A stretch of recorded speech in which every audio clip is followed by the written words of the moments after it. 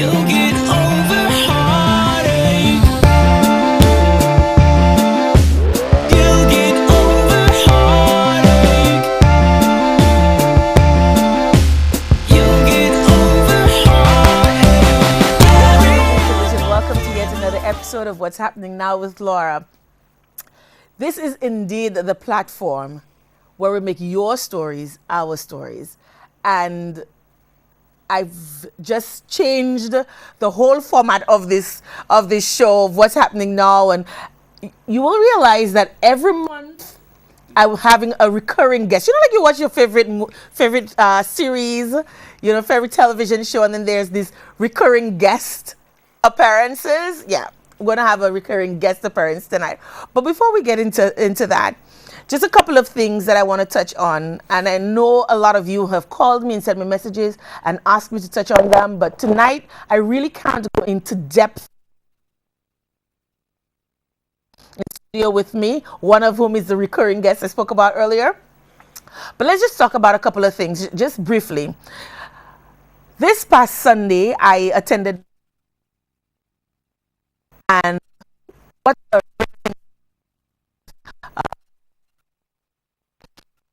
theme of his sermon was about fear and how fear prohibits us, stops us from doing certain things. So we're afraid to show love because we're afraid that the person that we're going to show affection to will disappoint us, and so we're just not going to love. And we're afraid to be brave and to speak out because we are afraid of the repercussions and the backlash, perceived or otherwise. So the theme was fear. And I, for one, I am so thankful that we in St. Lucia, we've stopped being afraid. I applaud the civil servants, the teachers, the doctors, the nurses who marched on Sunday. It means, therefore, that you're no longer afraid of reprisals. You're no longer afraid that if you show your political color, your true colors, that there's going to be repercussions. Meanwhile, I am asking you, since you're now showing that you're not afraid to march for the causes that affect you, that you not be afraid, that you not be silenced to march for those amongst us who are more vulnerable than you.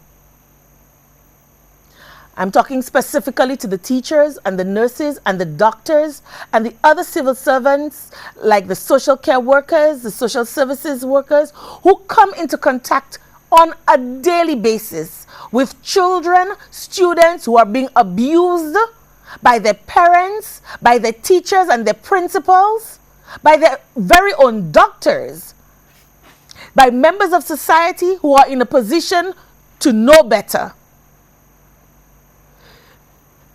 You stop being afraid to speak out on their behalf, because you've proven when it falls in your backyard, when it affects you directly, that you could speak out, that you can march, that you could stand up and be counted. So please, I'm asking you to stand up and be counted, especially now that the new school year has begun. To stand up and be counted, be a voice for the children amongst us who are being violated on a daily basis. And you know about it. You know about it. The evidence is right there in front of you. You could see the changes in them. And you do nothing. Well, you no longer have the excuse of being afraid, because you have shown that you are not afraid. You are not afraid to stand up and be counted when it falls in your backyard. You ought not to be afraid to stand up and speak out when those amongst us who are more vulnerable, those amongst us who don't have a voice, who depend upon you, who look up to you to provide protection and care. This is one. The second issue I want to deal with is the issue of Mr. Bonham Shem Jean. My sympathies go out to Miss Alison Jean, her family. No mother deserves to go through this.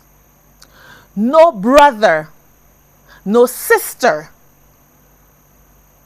should have to deal with the demise of their brother or their sister or their son in such a violent way, particularly at the hands of one who is supposed to protect and serve. You know, oftentimes we hear Black Americans talk about Black Lives Matter, and we sit back in our chairs in our living rooms at our favorite watering holes and we say, you know, thank God we're living in St. Lucia and these things don't happen here. Because after all, we are predominantly Black, and, you know, we don't have white police officers coming and kill our children. But you know, the world is a global village. And whatever happens in America is just a matter of time before it affects us. Because we migrate. We send our children off to school. We're not sure that they're going to come back. You know, we send them off to the UK, we send them off to Canada, we send them off to the US. We're not sure that they're going to come back to us the way that we send them across. And this is a prime example. And we have to be vigilant, and our government has to be particularly vigilant, because oftentimes visitors to our shores get themselves in a jam, whether it is through an action that they directly took, or whether it is through some miscreant, some riffraff who decided, you know what, I just want what you have and I'm going to get it one way or another. When these things happen, we never hear the end of it. They go back to their countries and they make a fuss. Embassies are involved, you know. I mean, right now we're being sanctioned because of actions that our government, that our police force took in 2011. And the Americans are sanctioning us as a result of it. Here it is, the shoe now is on the other foot. Are we going to sit back and allow it to just die off? Are we going to say, well, it's just one of those things? Are we going to sit back and say, well, we're a small country, small nation, so there's nothing we can do, hands up? I hope that the various marches that took place today, candlelight vigils that took place today, just do not end there. I hope that we continue to agitate for answers, because this situation, this scenario makes absolutely no sense. You're a police officer, you've worked 12, well, first of all, they said 12 hours, now it's 15 hours, we don't know which one. So you've worked between 12 to 15 hour day, 12 to 15 hour day in your right frame of mind, you did everything correctly, supposedly, for that day. You took your car, you drove home, and all of a sudden you get there and it's the Bermuda Triangle. Everything just get lost and tossed out. You've forgotten what floor you're supposed to be on. You get off on the wrong floor. You get off at the wrong apartment. You open the wrong door. But wait a minute. How did you even get in there? How did you get into the apartment? Is it a one key for every apartment in that building? How did you get into the building? And the first thing that you're going to do when you see a stranger in your house, supposedly, is to shoot. What happened to stop, freeze, police? You know, what happened to all of that? And I don't have time to go into all of my theories as to what happened tonight, because like I said earlier, I've got special guests in studio with me and they need all the time that I could spare to deal with the show that we have for you. But really and truly, St. Lucians, we should not sit by idly, sit on our hands and say, well, it really ended my child, so I really don't care. Unless you have gone through it. I haven't had a brother who's died violently, but I haven't had a close relative, as close as a brother, die at the hands of violence. And let me tell you something, it's not something that you get over. Time does not just magically make all the pain disappear. You cope as best you can. You know, you cope as best you can, but the pain does not just go away. A simple word, a simple smell just throws you right back into time and space. and you relive the moment all over again. And I think the entire country of St. Lucia needs to support Miss Jean on her quest to justice. Because justice for both them is justice for all, not just any St. Lucian who may get themselves in the future in a situation like this, but for all black persons who have over the years been dealt with unjustly. Something about this situation just doesn't make any kind of sense. You walk into the wrong apartment. You get off on the wrong floor, first of all. It didn't occur to you. Then there's this, the idea of, and Botham's neighbor made a point of indicating that there was a red mat at his doorstep. None of the other apartments had that. You did not notice that there's a red mat before you even attempt to open the door? You didn't notice that the apartment number is wrong? Nothing? That makes no sense. But we'll deal with that at another time when we have more time. We'll take a quick break, and when we come back, it's all about the business. Stay tuned.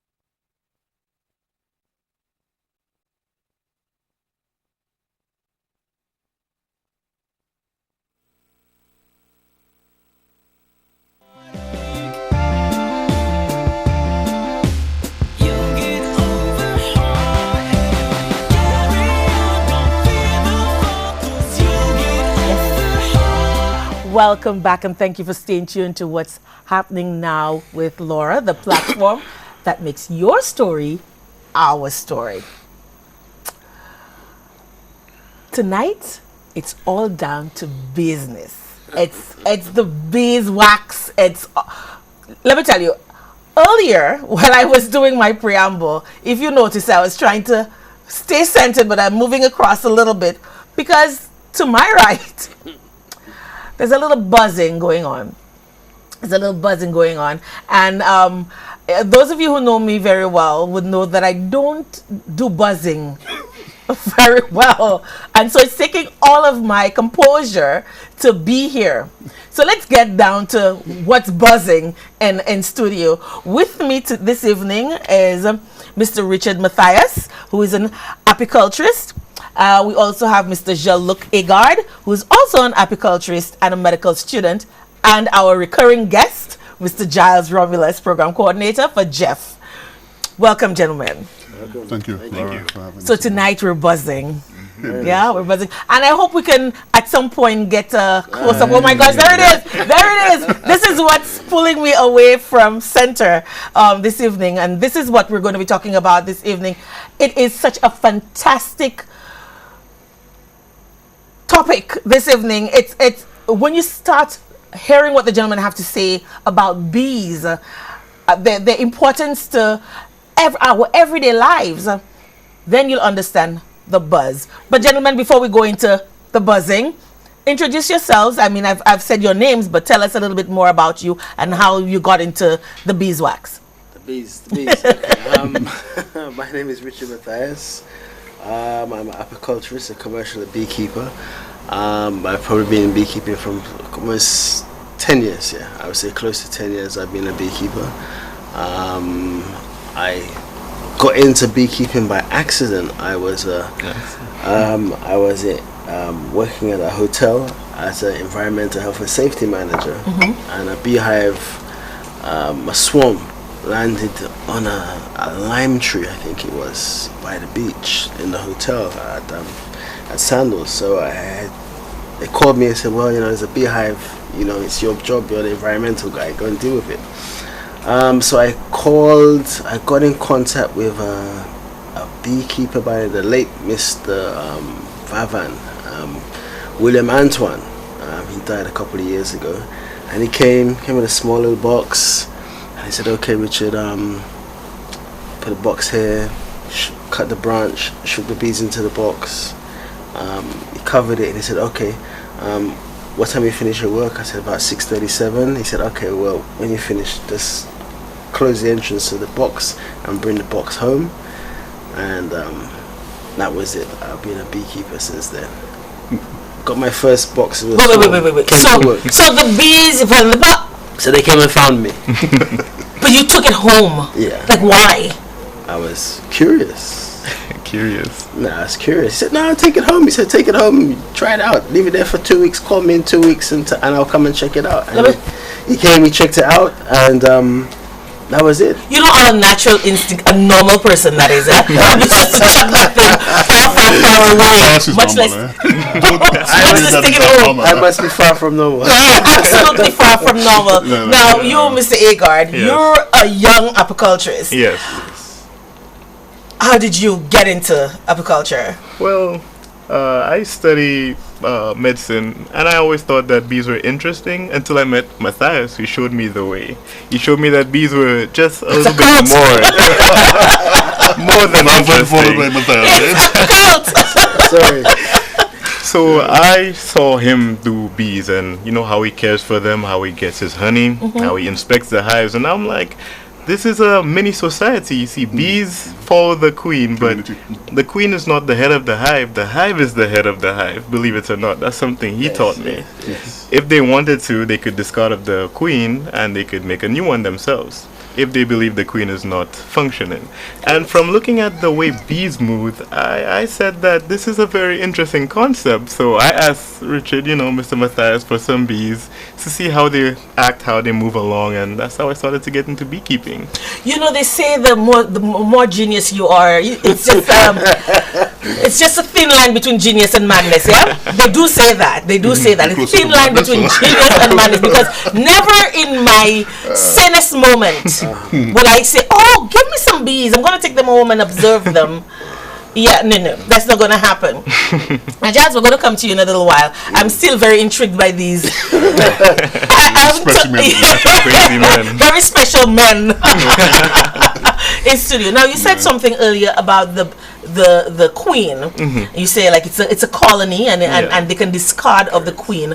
Tell us about the colony. Earlier, before we went on, you said every bee has its job. Correct. Tell us about the jobs of the bees. The different types of bees there are, and what their jobs are. Oh. And how vital each bee is to the colony. Okay. There are many. Well, there are 3 types of bees in a colony. You've got a queen.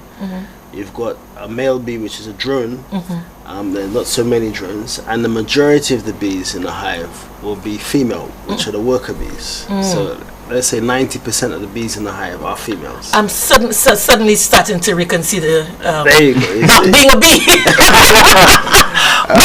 many females, the little men. You know, sometimes I think that the Yes. men are the ones causing the problems. But let's go on. So there are basically three females. You got 2 types of female and the male. So before you go on, why are there not many male drones? Well, the drones are by default. No, the main factor of a drone is to carry the genetics of the hive to other hives. So a male has no stinger, and he doesn't collect food. He doesn't go out and collect pollen. All he does is Relax. when they are is I changed my mind again. I don't want to be a bee. He don't collect food. He can't protect me. He can't provide for me. What is his purpose? all his job is he's just he just carries the genetic code of the hive. St. Lucia, there are some men. There are some men who are like that. They're drones. They have no stinger. They can protect you. They can collect food. They're not gatherers or hunters. So they're not providers. They're just genetic carriers. That's correct. But it's very unique because the drone is a genetic replica of his mother. So he so the female workers have both the genes of the mother and the father. All right, so the male does play a role. It's a flip of the human species, because it's the male who has both female and male chromosome. I digress.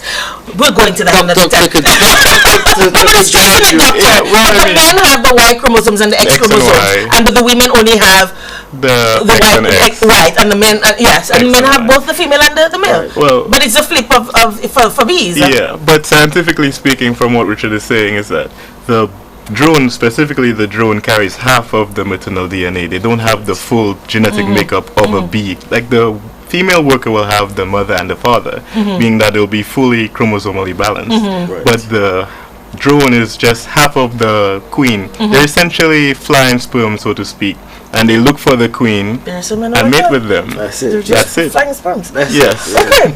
All right. Good to know. So basically, the male only has 16 chromosomes, and the female has 32 chromosomes. So she's complete. So she's a fertilized. So a male is an unfertilized egg, and a female is a fertilized egg. So now, what I don't understand though is how when you have, but there are few drones. That's my thing. How do you? So Because you know, like in human beings, and I'm always. For the purposes of our viewers, we've got to break it down to the lowest denominator so that they can understand. you would like the next part even more then. Yeah. So the colony will produce drones in the peak of the season when there's a lot of food about. So there's a lot of pollen, there's a lot of honey about. So the peak during that period of plenty, they will produce drones. All right. Because Is it selective? Because you see they produce drones. yes. It's yes, not yes. just 50-50. No. It's very selective. Yeah, very selective. Very selective, and only at certain periods of times of the year. And as the season of the abundance of food reduces, you will find there'll be less and less drones. And if the abundance of food totally dries up, they will push out all the drones. And they'll push any drones out of the hive. Now, Get out, you useless bum. remember, remember the lifespan of a bee. Now, this is the most important Right, part. So the lifespan of a bee is around anyway. 28 days. 28, 38, 30 days. What? Yeah.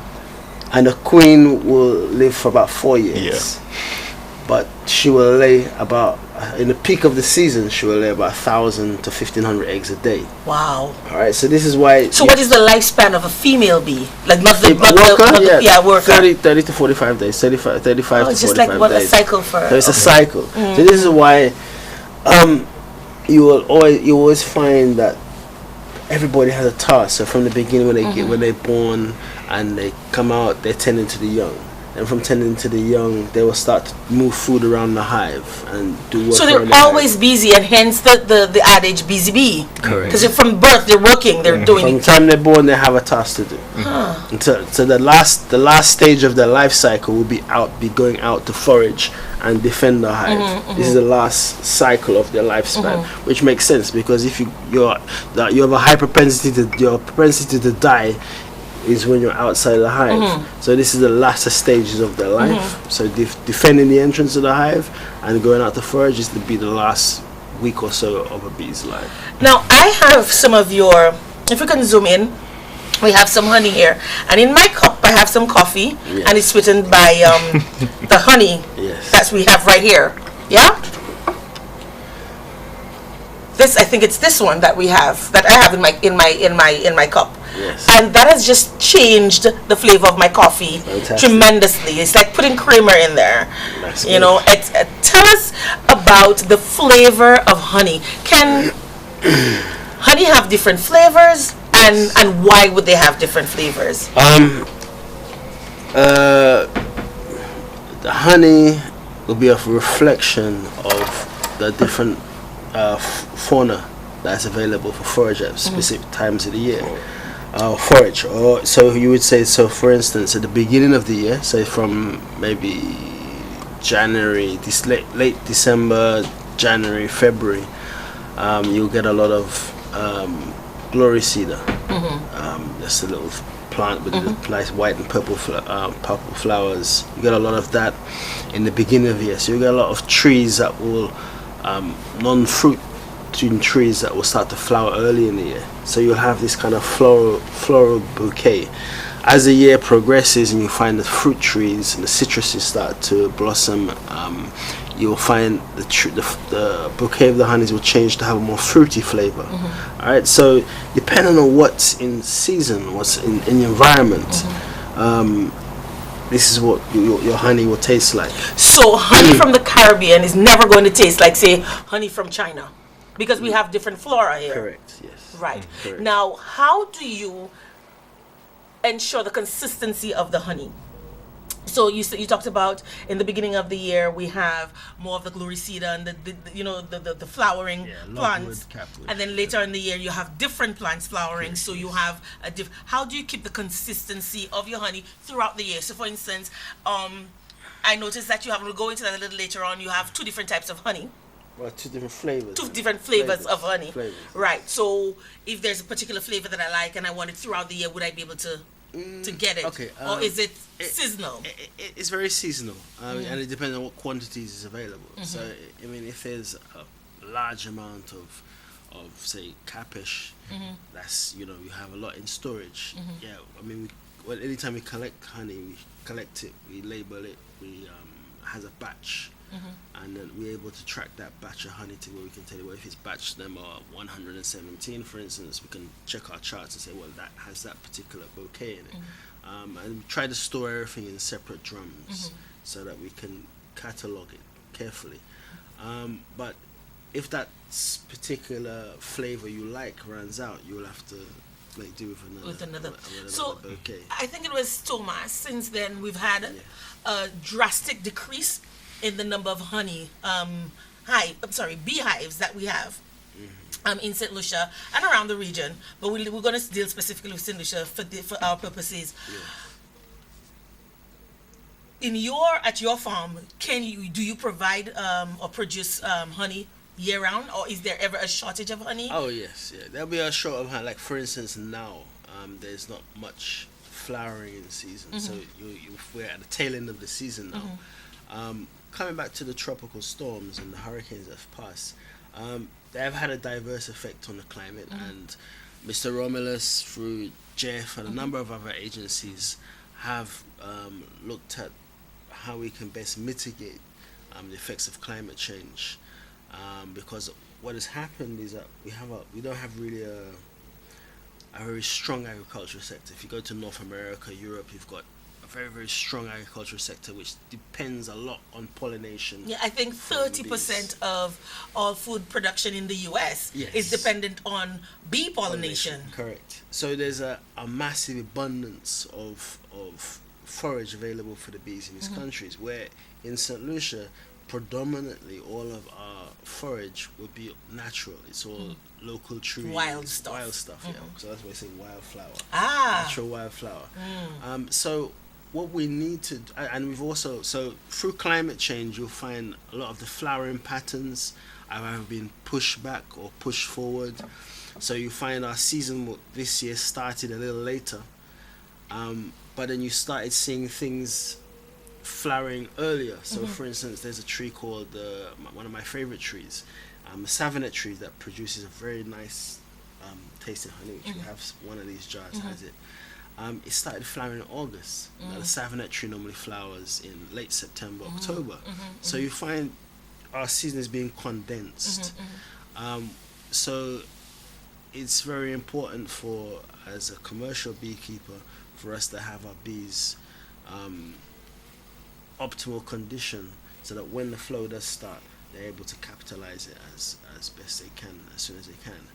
But one of the things that we are looking at is to help mitigate the situation is to increase the number of perennial plants that are available on the island. So stuff like coconut trees are very important to honey production, because coconuts produce a lot abundance of flowers year round, which the bees can forage on. And there's other crops that we're looking at, that food crops that are perennials, that we're working on to develop them, so that we can create these little oases of nectar and pollen for bees during the dearth period.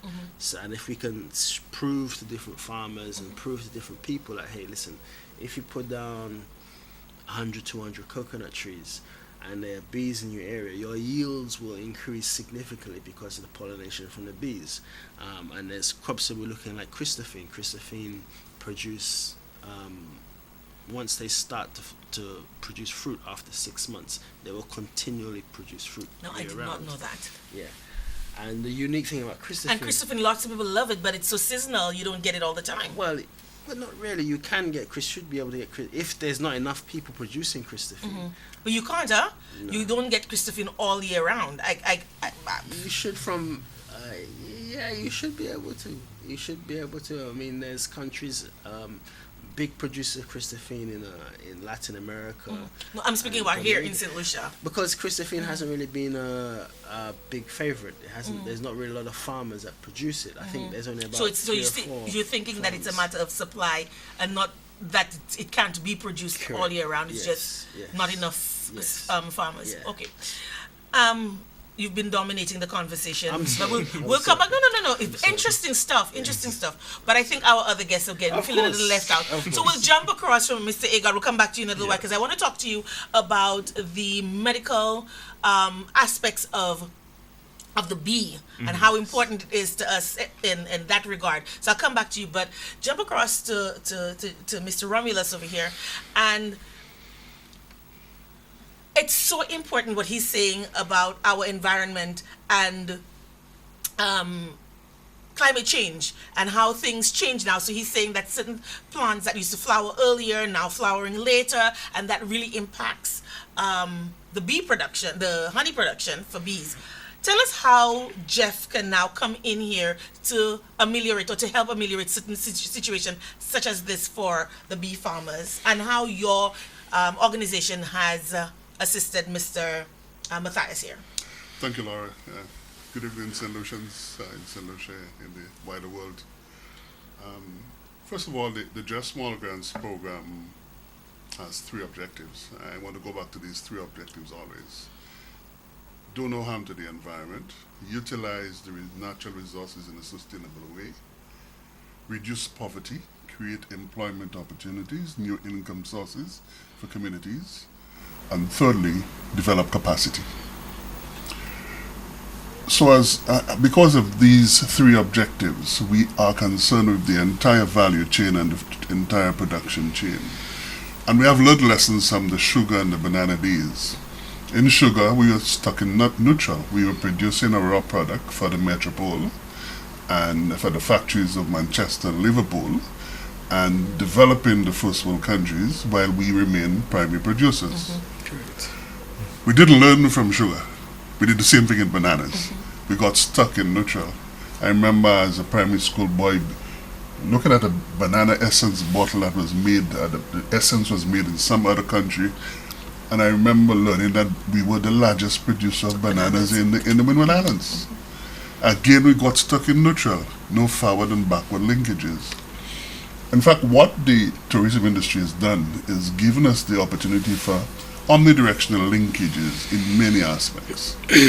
And when we start to look at the environment in St. Lucia, bees caught our attention for one very important ecological reason. Bees are excellent indicators of environmental quality. Insects on a whole.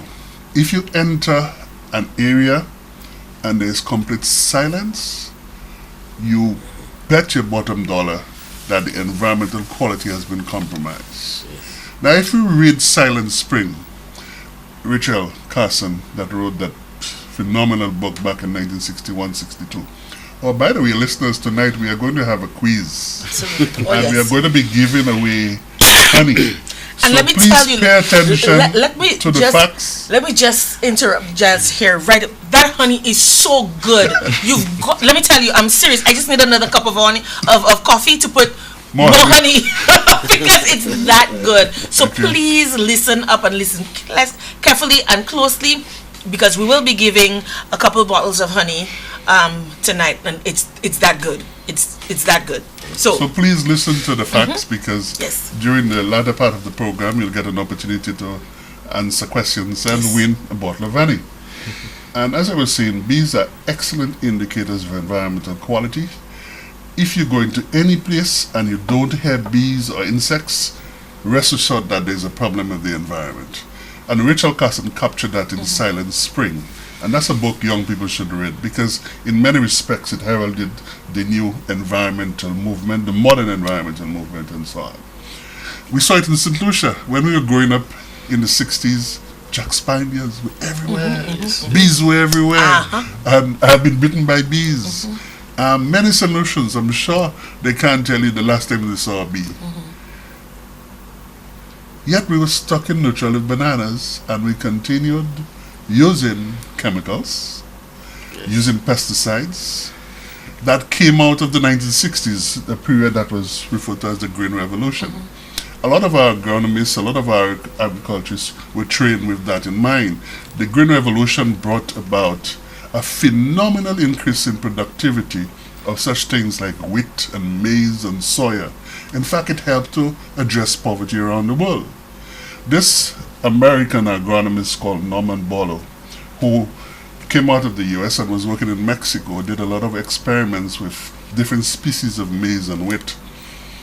He actually won the Nobel Prize, Peace Prize in 1970 for the work that he did in significantly increasing productivity. But what happened in the Green Revolution is that you had new species that were highly productive.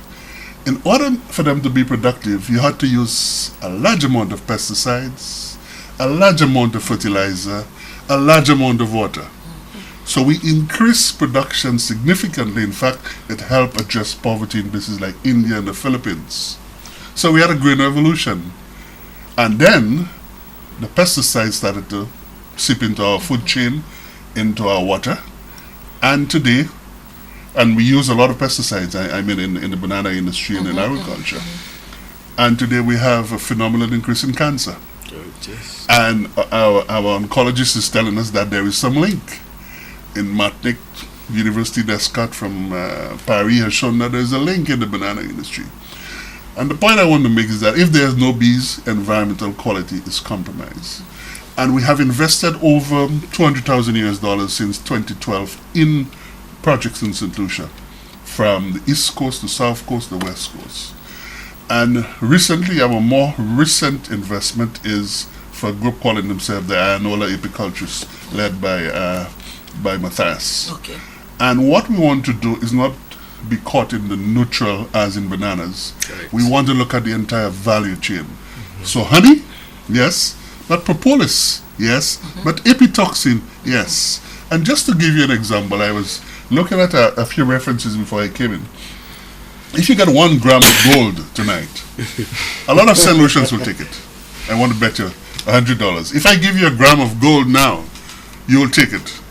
If I give you a gram of epitoxin, will you take it? What is epitoxin? I thought you would not ask that. But let's let me give you the difference. A gram of gold might cost anywhere between 30, 80 US and maybe 70, 80 US. A gram of epitoxin will cost anything from 300 US to 1,800 US. Are you Yeah, but seeing the financial? Yes, but It what is the comes from epitoxin? It comes from bees. It Because- comes from bees. Right. That's the point I'm saying. Yes. So we have to do the research, find out the value added down That is the it. chain, and that is what we invest in now. We are not going to be caught in neutral for the apiculture industry. We are going to invest in finding the products down the road that are high value. Now- and that is where Matthias comes in and the group Ianola Apiculture. Collective. Now, when I hear toxin in any word, I'm thinking, oh my God, it's like something that's bad. I'm going to start breaking out in hives and boils and all of that. What is, are you going to address this, or maybe the doctor? Let's Let's go back to let's Mr. make Egan it- now. What is epitoxin and why is it so valuable? Okay, from what Mr. Romulus was saying is that we want to venture onto different aspects of beekeeping and what bees can do for us. So far, we only know bees for just as honey purposes, and some people know about the propolis and how it is used for in terms of insecticides and all that stuff. But a venture that hasn't been explored as yet, but not really gone into so far, is the epitoxin, which they're saying is bee venom. Bee venom is very potent. Back in the Oriental medicine in the Eastern world, they use bee venom to treat a variety of conditions. But in the Western world, we use evidence-based medicine. So we want to know what's going inside of us before we give it to people. Now, epitoxin is very peculiar. It has very strange properties, and it has a whole bunch of products and enzymes, proteins that our bodies use, basically. What we've been trying to do with the Ianola group of the beekeeping is that we've trying to harvest some bee venom as well. Although it seems that it's much heavier than gold in terms of its price, it's very hard to obtain a significant gram of it.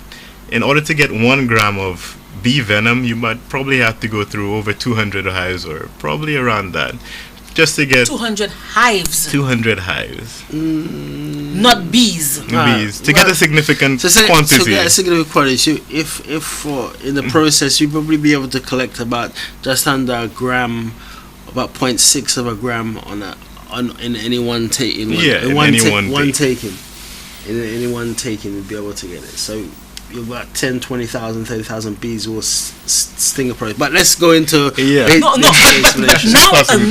now we kind of put it into perspective as to why it's so valuable, because if you've got to go through 20,000, 30,000 bees to get less than a gram of this thing, and it is so useful medically. Yes. We understand now. Okay, so now just to go back to you and your question, if you were to give me a gram of epitoxin, I don't like the bees much, but I would take that, but rather than the gold. Right, because of the value. Yeah. It's rarity. But also, you can use the honey for facial products, body products, hair products. Right, because we know about and us ladies know about our beeswax, and we know about our cosmetics. Yes. I would even cereal as well. I would even add to that.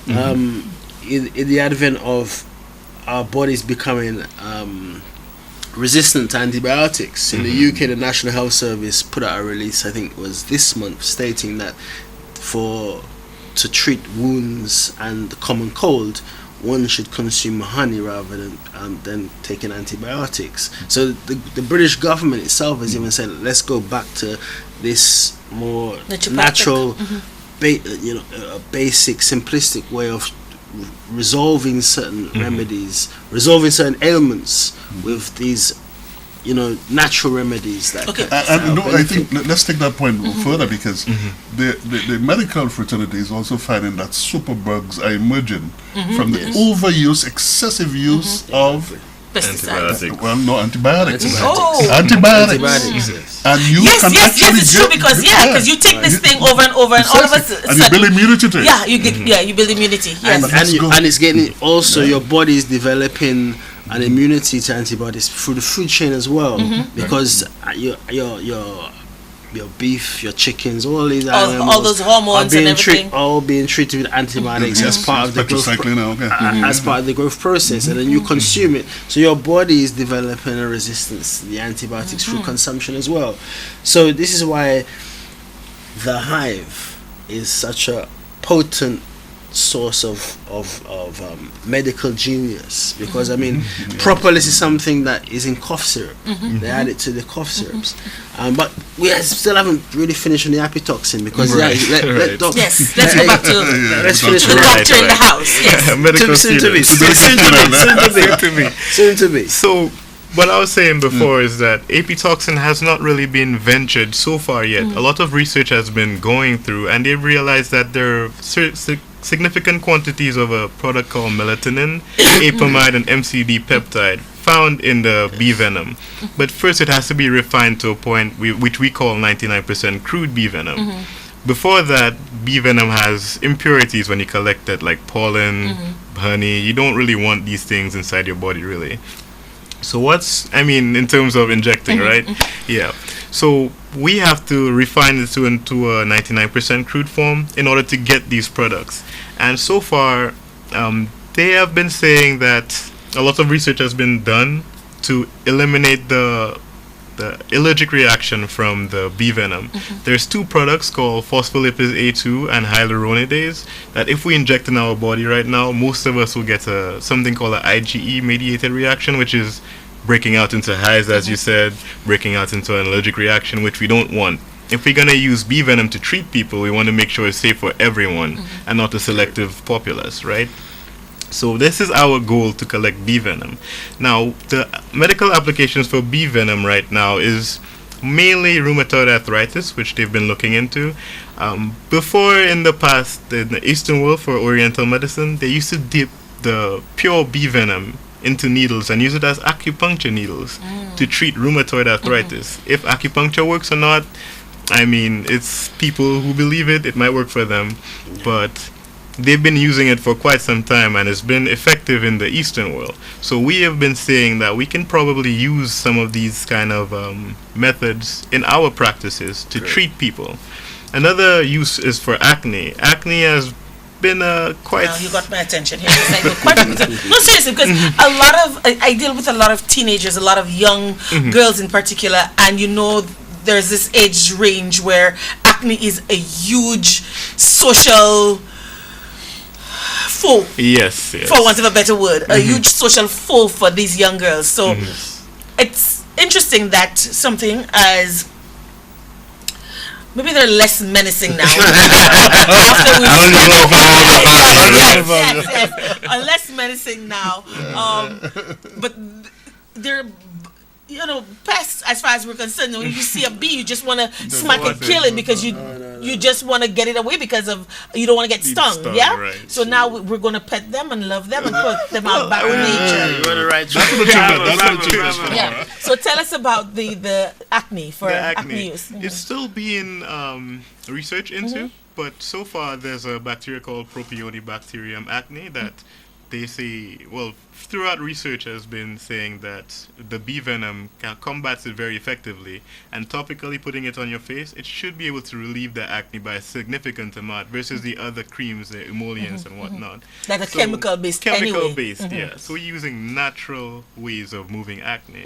And that's something we plan to get into as well, just the applications of bee venom to see if we could broaden the horizon on just bees, not just for honey or propolis, but as well as for bee venom, and show how much it could be used for in society to protect us.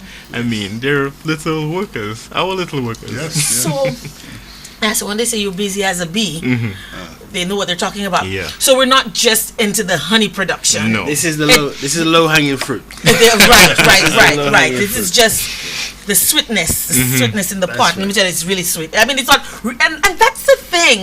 This is not really excessively sweet. This is not sweet and I need water to wash it out. This is just flavorful. Yes. Natural. Yes, it's really good. Now, which brings me back to the question I wanted to ask. All of this medical advances and research is going into the honey and whatnot. But yet, still, there are some honey that's more liquid than others and some that is thicker than others. And I've heard people say there are additives in the honey.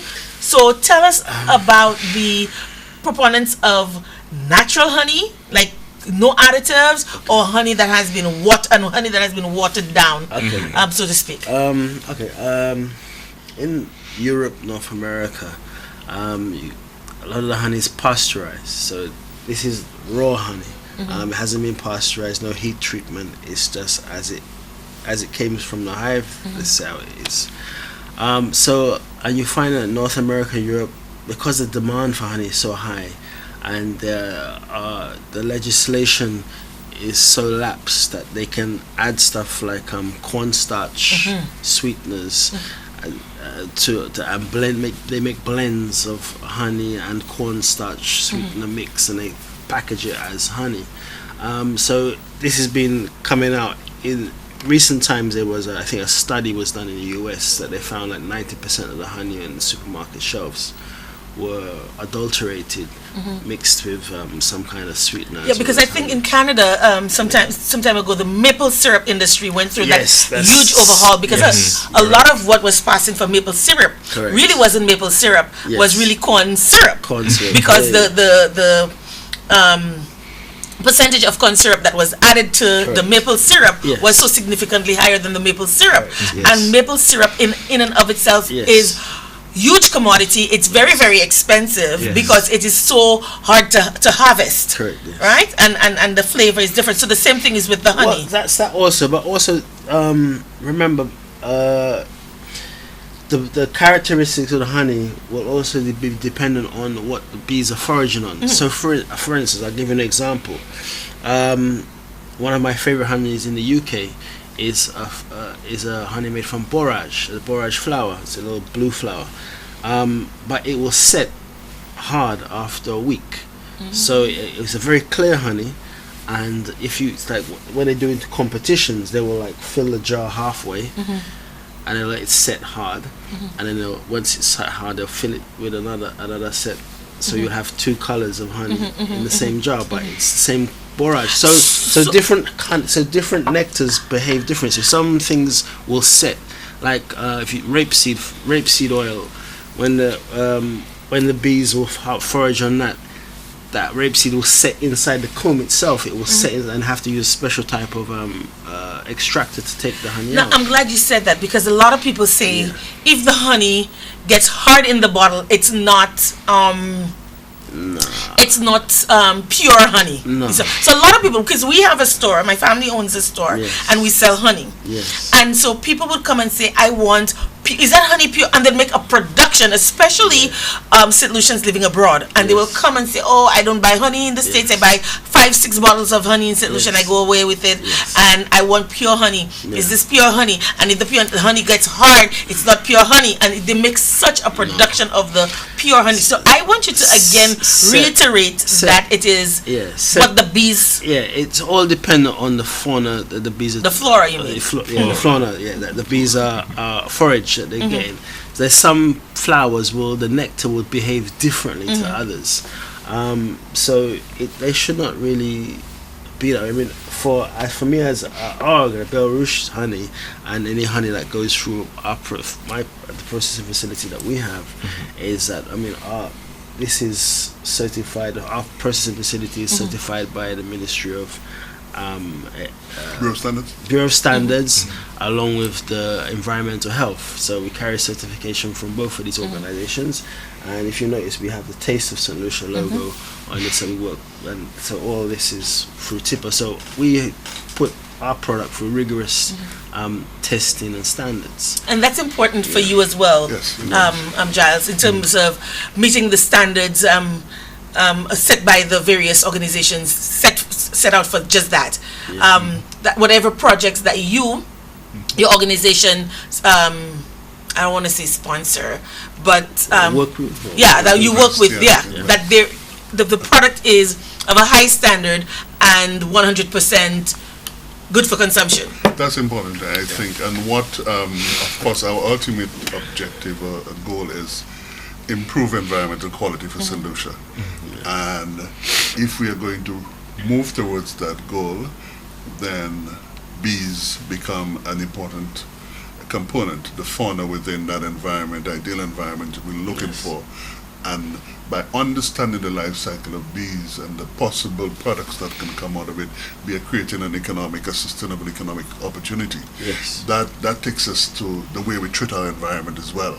If we're going to say we are bee nation, or we are going to start to produce a variety of bee products based on experiments and research, then we have to start to protect our fauna, our flora, okay, our flora, and we have to get away from the days when we had banana cultivation creeping into the forest and destroying our forests. We have to protect our wetlands. I mean, Matthias has not spoken about the wetlands, the Marcote mangrove, where we have a project there with the Opika producers, and Matthias is the mentor, and they're producing a beautiful honey, very tasteful honey, from the red mangrove and the black mangrove and the Is white that mangrove. right? Yes. So that's the thing. So the experiment, Who the thinks of documentation, Mangrove honey testing. I mean, like, there's some things that you just don't. It just doesn't palatable when you hear the mangroves and your honey. it's good honey. Mangrove is one of the best. That's one of the best There you honeys. go. And I'm thinking that swampy thing, like. It's a great. The mangrove is a very important ecological place, especially for bees, and bees are a great part of the rehabilitation of mangroves, because without pollination from the bees, it's very difficult for the mangrove to expand and stay healthy. But the black mangrove produces an exceptional quality honey. It's very sought after in North America. It carries a very high premium price. And the mangrove honey is also very unique in the respects that, because of the saline, the water they work in, it will have a slight salty kick to it. Yeah, so all and salty. Yeah, so all these things are part of the the, And we the have beauty. have that here. I think we have a little. We I think funded we have the a project little at bit Opika. here. Yeah. Wow. And one of the things we want to push Matthias in a direction and help him as well, because he's only at a planning grant now to do the research to determine whether or not we can export honey products to the European Union, but beyond that, to begin the first hippie tourism toy solution. Now I wanted us to go All to that the because byproducts, yes. because we've talked about the medical purposes. We've talked about You've touched on the medical. Yeah, touch because that's what we're doing tonight. We're just touching on everything. We've talked about the culinary aspects of it. We've touched on that. So let's talk about the apitourism aspect of bees. I've worked with Mr. Romulus on a few projects that have been funded through his organization as a mentor, and one of the things that it's very difficult it's a process of getting to the amount of hives you require to be sustainable. For you to be considered a commercial beekeeper, you need to have somewhere in the region of 200, 300 plus hives. How many hives do you have? About one something. Okay, because that's another question I wanted to ask. How do you increase your production of honey? How easy or how challenging it is we can touch on that, but I mean, basically during the course of the season you can divide your hive. So remember we talked about queens, and the colonies will make their own queens, so we can make a division and leave a colony queenless, and they will make queens, or we develop queens of our own, and we do instrumental insemination, where we can say, well, I have this hive, and this hive produces great honey, and I like the characteristics of this hive, so I can take the drone sperm from this hive, and I can fill the spermatheca of a virgin queen. So with we specific have artificial insemination in the bee, Yes, instrumental insemination, not artificial. Yeah. Instrumental insemination. Whoa. Yeah, so this is one of the things. So we do a lot of things, but so as I was saying, to bring us back to the on track, I've worked with a number of apiculture endeavors, and one of the things we found is to make it economically sustainable is very difficult, or to keep everybody engaged, because you get 10 or 15 people involved in a project, and obviously those that are most gravitated to the subject matter will stick it out and they'll make it happen, and everybody, some will go their own way. So what we're trying to do with the Iron Ore Apiculture Collective is a lot of the projects that Mr. Romulus has already seeded funds into, and projects from the other agencies have seeded funds into, such as BNTF, SDSDF, Australia Fund. There's been a number of different. So we've tried to bring some of these participants and groups together under one banner, and what we're trying to do is to create an apitourism tour. Apitourism is very big in Europe, in Slovenia especially, these Eastern European countries which have a very rich history in apiculture. We're trying to replicate their success and make St. Lucia the citadel of apiculture in the Caribbean. So what we've done is we're working with Cox and Company, and we've developed a one-day tour, which for specifically we had 1.1 or close to 1.1 million cruise ship arrivals or visitors last year to this country. So if we can capture at least 5% or even less, or even 1%, it would be fantastic for us. So working with Cox and Company, we've developed a tour, which will be a one-day tour. So it's 2 hours. We're trying to do 2 or 3 of those a day. You could come to one of our locations in Castries. We take you through the bees. You can see the much bigger observation hive. We'll take you through how we process honey. You'll see the whole thing. We'll show you some of the different types of forage that we have available. Coconut trees, we have spice trees. Tasting as well. Sorry? Tasting as well. Yeah, tasting. It's unfortunate, Giles, that the summer is over. Yes. Because in my head I'm like thinking, oh, my girls will love this, and I would love to take them out to do that. Going to Matthias Laboratory is a half day better for you, a whole day affair. I mean, I brought a few of my friends there, and they were just blown. Matthias has mastered the processes at its stage and so on, and you can see the scientific process you go through, the rigor of it all, and this is the kind of work we have to encourage in St. Lucia. In fact, earlier this year we recommended to the government and people of St. Lucia at our annual report that we should declare a decade of research and innovation in St. Lucia, and we really meant it. And the Minister of Sustainable Development took it up in a response to my annual report, and she said they're going to do it. What we want to do is to put funds into research that has a high probability of producing those kinds of outputs. Too often we have been stuck in neutral and primary productions primary production. And we know the money, the economic gain is not in primary production. Yes, so we want to do those kinds of things and develop it and create employment opportunities. And that is what Matthias is doing, and that's why we are supporting him. And when you look at the medical component, it is even more beneficial to us in the solution. Let us go to the forefront of research, and let us use the research to benefit our people. And our biodiversity, I think the last time I checked, we had over 1,400 species of plants.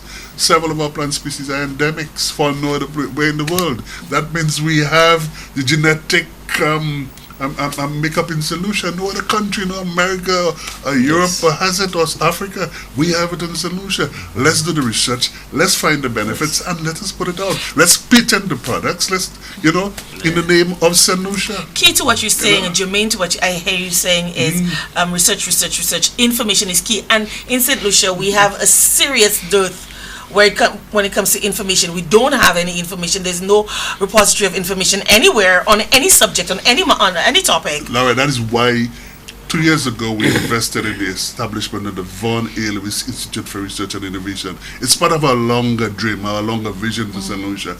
Let Valerie rise from the ashes, so to speak. Yes, yes, Now yes. we are pushing, we're working with the Minister of Sustainable Development, let it grow as an autonomous organization and begin to lead that kind of research we need. And a lot of our plans in St. Lucia are understudied. Let me give you an example. When I worked at the National Trust, we were developing a system of protected areas in St. Lucia. We brought a taxonomist to St. Lucia. I'm trying to remember, is it George Proctor, that was his name, one of the foremost taxonomists in the Caribbean, in western of Florida. And George came to the National Trust office at Vigi. And he went down the road with Laura Jean-Pierre. You know Laura Jean-Pierre, who is into the Archaeological Society now. And they went in an area opposite the J.Q. Charles compound at Shock, into an area there. And George came back and said, "Oh my God, we have just found about 18 species of plants that is not listed for St. Lucia." And I went, wow. I went, wow. Our richness is in our biodiversity, it's in our landscape. Yes, yes. And that is the future, and that is why we're going to continue to fund projects that have that kind of huge probability of generating, benefits for St. Lucia. Wonderful. Now we have not taken one break, and that's just we should be on our third and final break right now, and we haven't taken one break.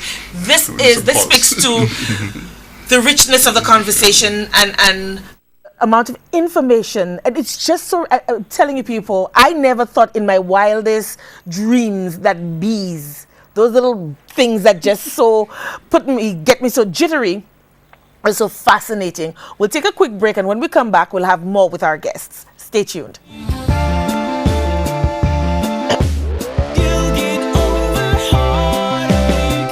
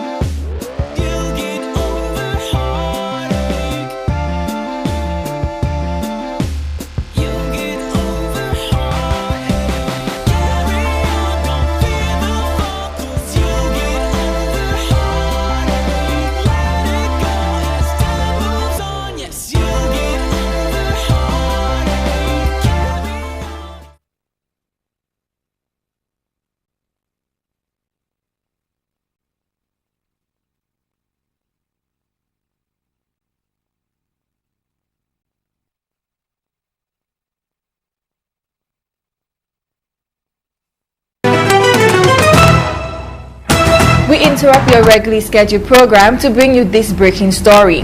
We are here outside the United Nations headquarters where Boy B, the newly appointed honeybee ambassador to the United Nations, is preparing to address the world. Oh wait, I think they are ready. He's approaching the podium right now. This is a momentous event in Fellow history. delegates, the honeybee has been with humankind from time immemorial. But we forget at our peril the value of the honeybee to humankind's survival. Bees are to be found in the Holy Scriptures, in the sonnets of great poets.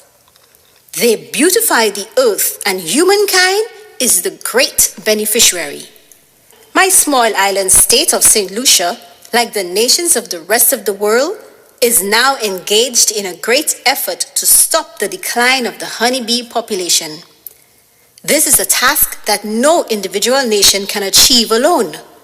The value of the honeybee to humankind's progress demands a collective and concerted action. Governments around the world must take swift and decisive action if we are to halt this decline. We therefore put forward the proposition that the United Nations declare an International Year of the Honeybee, galvanizing all nations of the world in ensuring that the honeybee does not become extinct. À nous venir ensemble pour protéger mon chaumiel.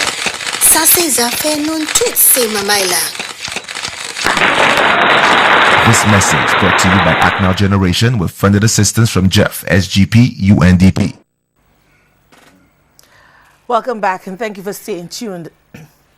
And during the break, we were discussing a number of other issues that we have not even dealt with. So we'll go back to the medical issues. Some fantastic research has been going on with regard to the bee venom, and we'll talk about this in a little bit. But before we do that, we have a question that we want to ask, because this is the time where you interact with us. The number to call is 451-9788. You can send us your WhatsApp messages on 284-6536, or you could send us your emails at laurajapier@gmail.com. That's laurajapier@gmail.com. WhatsApp messages on 284-6536, and you can call us at 451-9788. Take it away, Mr. Ramirez. Yes, the first question to our guests: who received the Nobel Peace Prize in 1970 for research that brought about the Green Revolution? Who received the Nobel Peace Prize in 1970 for research that brought about the Green Revolution? Okay, again, the number to call is 451-9788, and send us your WhatsApp messages on 284-6536, or your emails at laurajapier@gmail.com. I think we have a call. Yes, we do. Do we have a call? Yes, we do. Yes. Hello. You're on the air. Hello. Yes. Good evening. Good evening. Norman Polo. Correct. Oh my gosh! I didn't think of this. That person Googled it. Yeah. Have you been paying attention? Have you been as riveted as myself to the show this evening?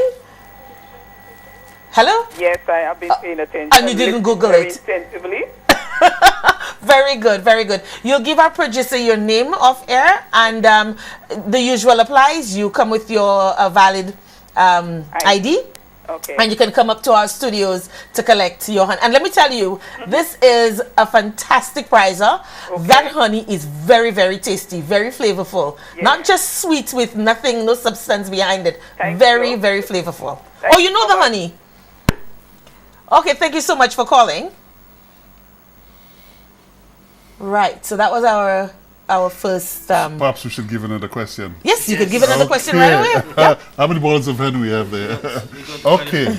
In the largest mangrove in St. Lucia, the Mancote mangrove on the southeast coast of St. Lucia, which species of mangrove gives the most flavorful honey? Which species of mangrove gives the best, as per Matthias's presentation? Can I answer?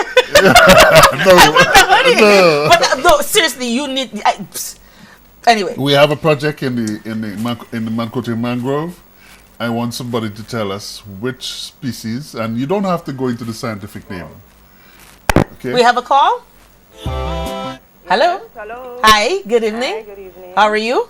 I'm okay. And you think you have the answer to the question? I think so. Okay, let's hear you. I think it's the black mangrove. Oh my Excellent. Giants, you need to come up with some, Oh, boy. some more challenging No, answers. your audience will Yeah, they're listen. listening. They're They're listening. Very riveted. good. Oh, yeah. Again, please give the producer your name and come up to the studio with the valid ID, and you Okay. can collect your honey at the Okay. studio. Thank you so much for listening and Thank for you. joining us. Too good. Yes. Okay, let's get somebody to talk some more. Yes. Okay, describe for us what is the Green Revolution? Yes, So that's a not good one. describe for us, call us and tell us what is it? What was it all about? That's a good one. Yes. Yes, absolutely. Again, the number to call is 4519788. You can send us your WhatsApp messages on 2846536 and your emails at laurajeppe@gmail.com. So before we started asking the questions, Mr. I'll Egon, Google it now. there you go. Don't read from the Google script. I know what it says. Give it to us in your In own words, in your own yes. understanding. Yeah. We were talking about some fantastic research that has been done into the bee venom where HIV is concerned. Yes. So, during the research of... Just pause for... no problem. we have a call? Yes, Yes. Oh, for our first male caller. So you're ready to answer the question? Yeah, I am. Okay, great. Have at it. Yeah, the Green Revolution, it was around that time when they had to eradicate poverty. And they were concentrating more on grain, like wheat, bananas, Not bananas. stuff like that. Not so much banana. But we had a lot of pesticides and whatnot that, that end up killing the bees in the process and whatnot. No, no. I don't think you have it right. I think he's putting everything Yes, together into together one, and but it didn't quite stick. There's a saying that you sling enough mud at it, something must stick, but not quite. You Not quite, get your thoughts a little bit more cohesive, and then maybe you can try back. But you didn't quite get the question. Just it's close, but it's So, almost there. medical now? Go back to the medical point. Yeah, go back to your point. We have a call. Yes. Good evening. Hi. Hi. It was when they started industrializing agriculture, Continue. agricultural production. Mm-hmm. Yes. You had a lot of monocrops. Continue. You also had a lot of increased use of pesticides. Continue. Little more. Just keep talking, and they'll tell you when you. The whole point of this exercise, this particular question, is to engage the caller. So we want you to talk a little bit more because this is prime honey, and we're just giving it away for one answer. Mm-hmm. So you started industrializing agriculture. So you had a lot of use of pesticides, and it caused a decrease in the bee population. Wow. Let's give a small bottle. A small, yeah. A small Let's try belly it. of honey. You had, But you're not there yet. She's still talking? Oh. because you had like monocrops, so it kind of just on a large scale. You had monocrops on a large scale, so it just messed up everything. Well, let's put it this way. You've still won yourself, and you didn't get a big bottle, but you got yourself a little bottle of honey, and that's still better than nothing. Okay? So, congratulations again. The same applies. Give your name to the producer of air and come with a valid ID, and you will collect your prize at the studio. Thank you. You're welcome, dear. Good job. Good You'll sport. continue the medical Yes. competency. So as I was saying before, there's been research going on for the effect of melatonin on the HIV particle. And so far, it's been seeming like the melatonin is destroying this HIV particle. And the melatonin is what exactly? Inside of the bee venom. So after we get the 99% bee venom, it's a portion of it. 40 to 50% of that bee venom, the crude pure bee venom, is melatonin. This is the compound they're willing to use to combat HIV and has a lot of medical effects. Albeit there are many other compounds that are used for medical effects as well, but this one, melatonin in particular, is used to combat HIV, and they're putting it into a petri dish or more or less in vitro kind of experiment to try to see its effects besides destruction of HIV, to see what else it can do.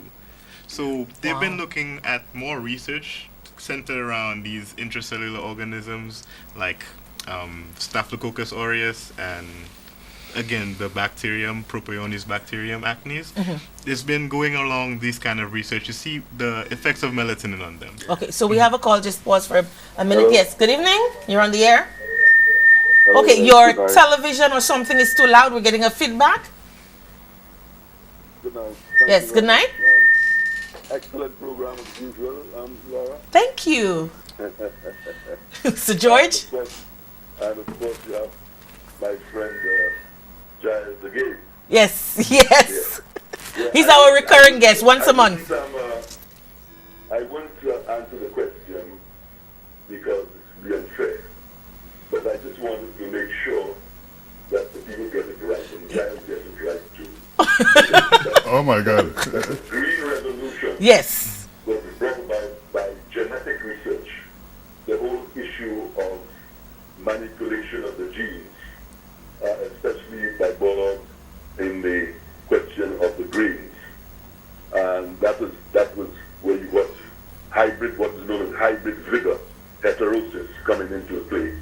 So you got the parents, and by crossing, you get a much higher yield from whatever it was, whether it was maize or whether it was wheat and so on.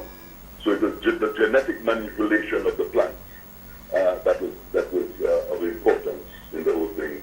Just like you have now this sort of slicing of DNA and so on, which is advanced technology. But I just wanted to put that straight. But I'm not contesting for the prize. No, Brother George, let me make a point. I think you focused on the genetic aspect of the revolution, but we must also tell the people that without the heavy doses of pesticides and also fertilizers and effective irrigation, the genetic manipulation will not have brought about the quantum lipid production that occurred in Mexico, Philippines, and also India in the 1960s. So it is insufficient to just talk. It is mainly, what I'm saying is the basis of the whole thing. Yes, of course. The basis of the whole thing was the manipulation of the genes. Oh yes, that's a significant component, yeah. And that is what in fact gave you the yield. So then you utilize certain things like the use of fertilizers and so on to increase further on the yield potential. You get into full potential of the genetic material by the utilization of these other things. But I don't want to go into that. We're not going to argue all that. However, I just want to point out from a scientific point of view yes, that definitely. it was in fact the genetic aspect of the thing. That's what brought about the whole evolution. That is why Bollard got the prize. Okay? Yes, I think that's a significant contribution. But it also brought about... I wanted to come to the yesterday I attended a meeting on an Iola project for the northeast of the St. Lucia, yeah.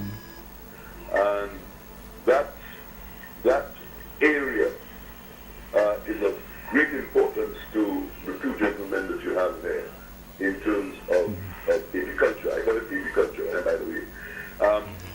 Apiculture requires certain specific type of ecological areas.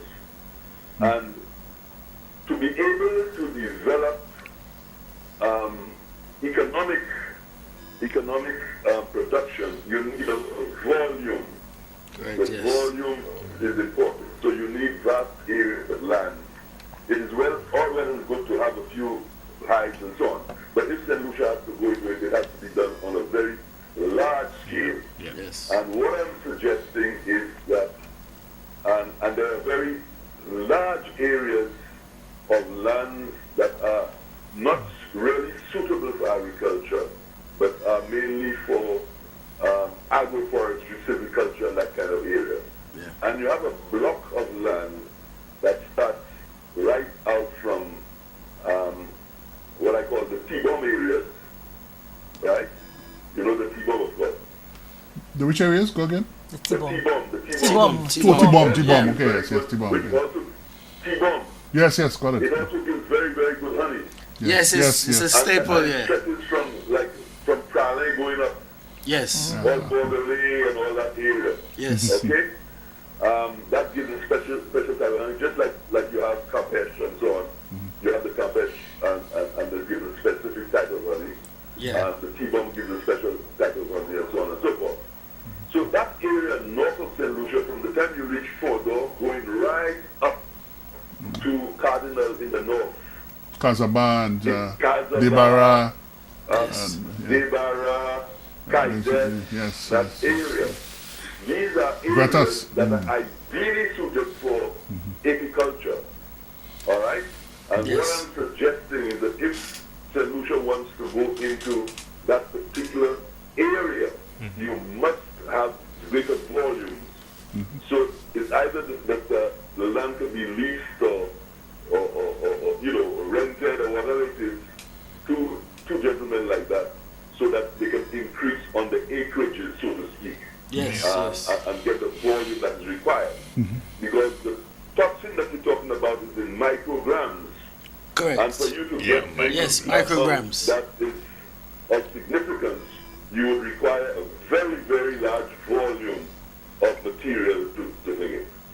So that is what I am suggesting, that we use that whole area of the northeast of St. Lucia, so to speak, if we're really serious about it. Now, I want to also come back to the whole question of the analyses and so on, and the need for real serious scientific research in the areas that you're talking about. And I want to tell you that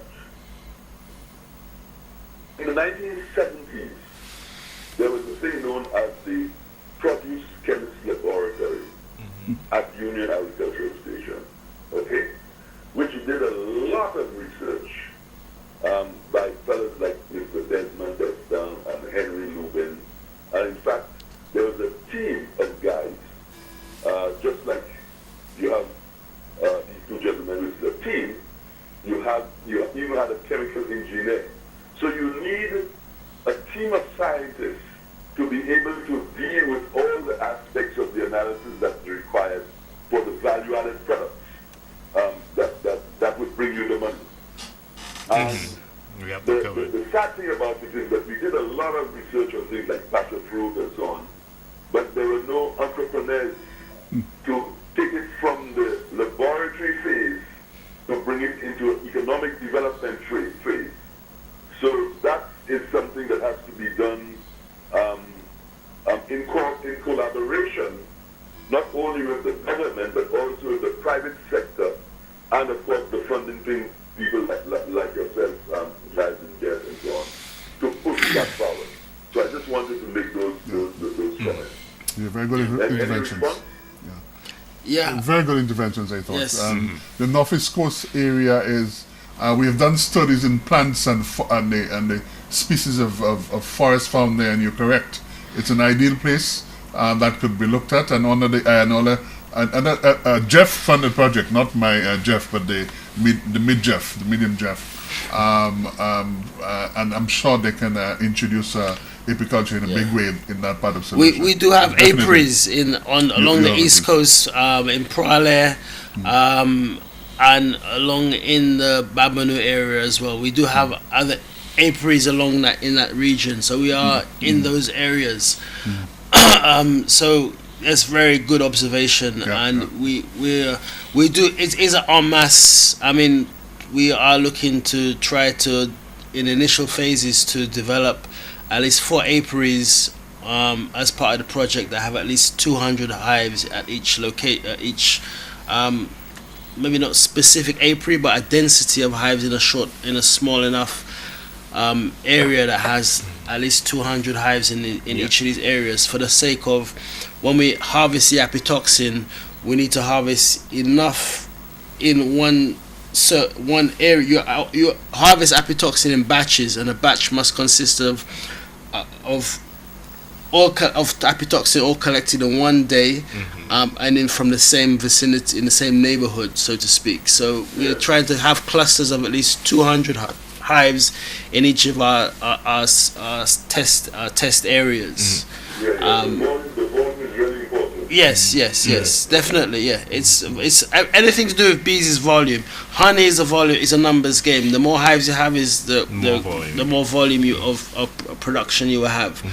So the more hives we develop, and we have in the program, is the more apitoxin that we can produce. In the initial stages, there are byproducts that we can make for ourselves, as we spoke about the treatment of rheumatoid arthritis, that we can produce creams locally for treatment of rheumatoid arthritis.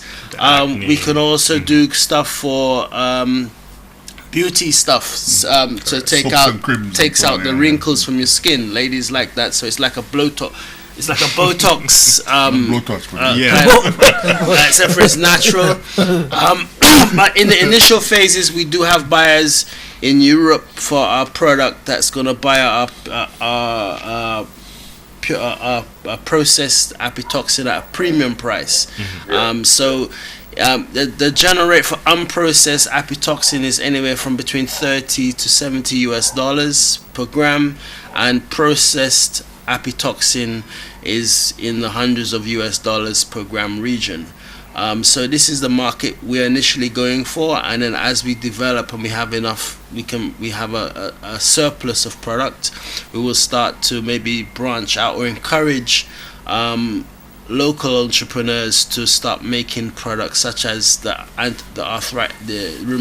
rheumatoid arthritis rub, the facial cream for ladies, and so forth. So these are opportunities that can spin out of this venture if we do ourselves, or we make product available for other people in the cosmetic field to do. The important thing that, without cutting you, Yes. is the scientific input. You must have a team of scientists. And Yes. you can't do that. I admire you doing it, but this is very expensive. And this is something that the national government has to take into consideration. So it's a very, very expensive thing to do that kind of work. Okay? Thank you very much. And thank you very much. Sure. Mr. George, one of these days you're going to have to sit on my couch, huh?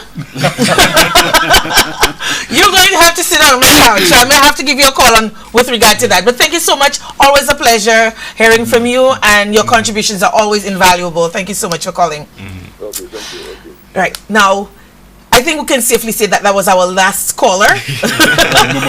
The last caller, because we still want to talk a little bit about the medical purposes. And also, I have here, and I have to beg you to give her a small bottle of honey, because she actually answered the question about the most flavorful mangrove honey, and I did not give her credit for it. We took the call instead, because she WhatsApped the answer. Yes, but also because she is also a budding apiculturist. So her family, they've started beekeeping as of last December, but they've hit a little snag because the bees have not started producing, and so they're a little stagnant. So she wants to know how she can get in touch with you guys. So you guys are going to have to give your number, contact information before you leave this evening, so that we can get. So yes, my dear, you're going to get one of those. Yeah. So again, I will leave your name with the producer,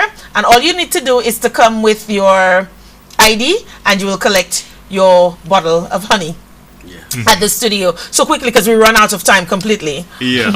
So we covered most of the medical purposes of the bee venom itself, and the last one I was going to go for is that sometimes for the application of the facial creams, the action of the bee venom increases the blood supply to the area, so it makes it look a bit red, like the blush that you have on. That's what they could use it for again. A natural method of getting blush cream, Nice. So it has a wide variety. Bees are not just for honey. It's not just for honey.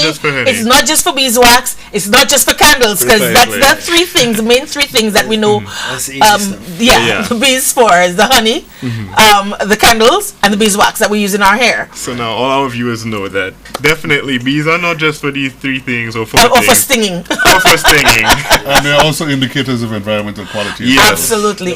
Which means that if we're going in that direction, we have to protect our environment. Precisely. We have to ensure the pollutants that we have entering our water systems, our food supply and so on should decrease and decrease over time. There needs to be a rebalancing of the whole environment. And also discovering new livelihood opportunities, within St. Lucia. Yes. That we can control, we can develop, and we can patent if there are competencies there, and then export and so on. So, information, contact information for the viewers, especially this last person that I've just been conversing here with, who needs your guidance on how to get her bees. I'll pass it on for you. That's okay. No, but if you could just give a telephone number on. My number is. Everybody's going to call him. My number is. My number is the easiest number in the world. 717-0000. Oh, I was about to say 1234 because my dad has the easiest number in the world. The last 4 digits is 1234. Thank God for that, because I don't remember numbers very well. But yeah, say the number again. 717-0000. 717-0000. That's to get in touch with Mr. Richard Matthias, and then you can pose any questions that you have to him, and then he can answer directly, because we're plumb out of time. And gentlemen, I want to thank you so much for making this very interactive, very exciting. Have you noticed now I'm leaning closer? I'm leaning closer to the bees. I'm not even hearing the buzzing anymore. I'm not even hearing the buzzing. No, they're my friends. They're my friends. I mean, just the vast, the sheer magnitude of what those little things, those little creatures can provide in just this one little prick. Well, so a sting a day keeps the doctor away. There you go. I'll gladly take my prick. I'll gladly take my prick. You were saying? I'm just saying that we have such a diverse flora and fauna in St. Lucia. I think Gabriel Charles and Robert DeVoe and all of those people used to tell us about that. Yes. I think now we're beginning to understand the full value, that we should not destroy it, and we should discover the livelihoods options we have for our sustainable development. But all of that requires a quality environment. Yes. Let us not destroy that beautiful rock that nature gave us. Yes, and of so course. On, and the one thing we didn't do, though, we didn't get to sample on air the different different honey. We have more time. But I've already gone from our producer. Time up. Wrap up. So we will. So we have to do that again. But guys, thank you so much for coming. No I mean, who problem. would think that? The bees were the business. You know what I mean? This is where we end for tonight, St. Lucia. Thank you for joining us for yet another interactive session. And we'll see you next week. Right? I think it's going to be an open mic, but stay tuned for that. Until next week, bye-bye.